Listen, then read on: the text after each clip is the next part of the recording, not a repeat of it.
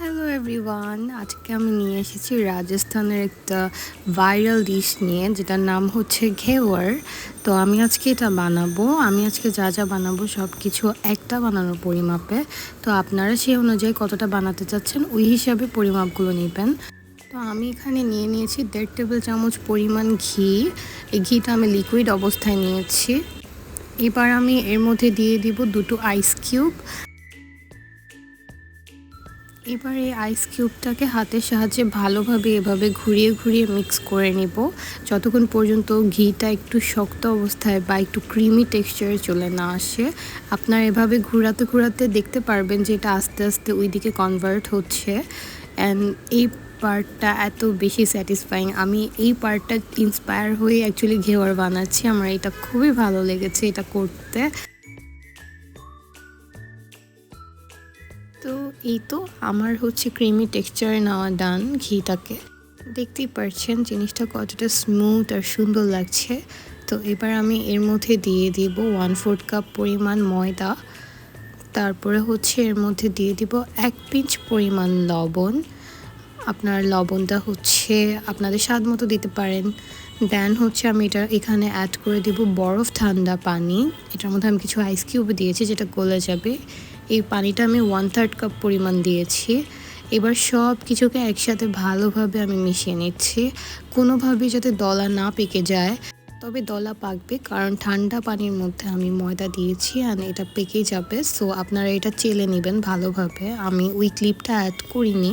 তো এই তো এখানে আমি গরম তেল নিয়ে নিয়েছি, তেলটাকে জাল করে নিলাম। এবার ভালোভাবে জাল করার পর আপনারা দেখতে পাচ্ছেন যে জিনিসটা আস্তে আস্তে উপরের দিকে চলে আসছে আর সাইডে আস্তে আস্তে চলে যাচ্ছে। এই অবস্থায় আপনারা আস্তে আস্তে বাকিটা দিবেন, কোনোভাবে কিন্তু কম গরম তেলে দিবেন না, না হলে কিন্তু হবে না। অ্যান্ড দেখতে পাচ্ছেন জিনিসটা আস্তে আস্তে করে সাইডে চলে যাচ্ছে। আপনি মাঝখানে দিলে মাঝখানের পোর্শনটা খালি থাকছে। আর আপনাদের ক্ষেত্রে যদি মাঝখানের পোর্শনটা খালি না থাকে, তাহলে আপনার একটা বেলুন নিয়ে মাঝখানে জাস্ট একটু ঘোরালে দেখবেন যে জিনিসটা সাইডে চলে যাচ্ছে। বাট লজিক্যালি সাইডেই চলে যাওয়ার কথা। তো এই তো আমি আস্তে আস্তে করে ব্যাটারটুকু দিয়ে দিচ্ছি। আমি এখানে একটা বানানোর পরিমাপে নিয়েছি, সো ওই হিসাবে আমি এই পাতিলে ইউজ করব, বেশি বড় বানাবো না। তো ওই হিসাবে করে নিচ্ছি। তো এইভাবে কোনোভাবে তাড়াহুড়া করা যাবে না, 1 চা চামচ করে বারবার করে দিতে থাকতে হবে, যাতে করে হচ্ছে বেশি না হয়ে যায়। আই মিন এটা যাতে সুন্দর মতো চারপাশে ছড়িয়ে পড়ে উঠে যায়। বেশি তাড়াহুড়া করা যাবে না, আস্তে আস্তে ধৈর্য সহকারে করে নিতে হবে। তো এই তো আমার ঘেওয়ার ডান। এবার আমি এখানের উপরে যে মালাইটা রয়েছে সেটা বানাবো। আই গেস রাজস্থান এটাকে রাবড়ি বলে, আই ডোন্ট নো, বাট এই মালাইটাও খুবই টেস্টি। আমি এর জন্য দুধ নিয়ে নিয়েছি। তারপর আমি এখানে দুধ নিয়েছি হচ্ছে 2 কাপ পরিমাণ। তারপর এর মধ্যে দিয়ে দিচ্ছি 1/3 কাপ পরিমাণ আরও দুধ, যেটাতে হচ্ছে আমি স্ট্যাফরন বা হচ্ছে জাফরান ইউজ করেছি। দেন এটার মধ্যে দিয়ে দিচ্ছি বাকি 1/4 কাপ পরিমাণ চিনি। দেন এটাকে ভালোভাবে নেড়ে চেড়ে নেব।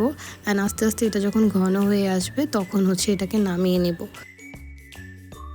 এবার আমি শিরা তৈরি করে নিচ্ছি চিনির। আমি এখানে 2 টেবিল চামচের সাথে 1 টেবিল চামচ পানি দিয়েছি অ্যান্ড শিরাটাকে জাল করে নিয়েছি। যেহেতু আমার একটা, তাই বেশি শিরা লাগবে না। তো আমি হচ্ছে এখানে যে শিরাটা রয়েছে সেটা দিয়ে দিচ্ছি চারদিকে। অ্যান্ড বাকি যে রাবড়িটা রয়েছে সেটাও দিয়ে দিচ্ছি।